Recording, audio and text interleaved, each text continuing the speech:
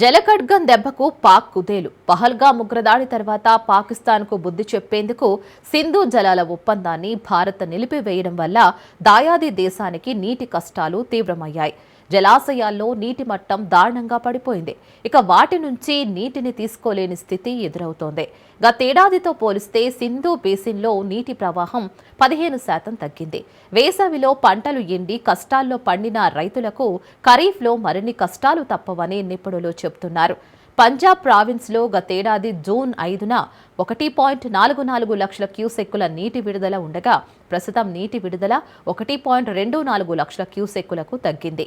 తాజా గణాంకాల ప్రకారం పాకిస్తాన్ ఖైబర్ పఖ్తూన్ఖ్వాలోని టార్బెలా ఆనకట్ట వద్ద సింధు నది నీటి మట్టం 1465 మీటర్లకు తగ్గిపోయింది. దీని కనిష్ట స్థాయి నీటి మట్టం 1402 మీటర్లు.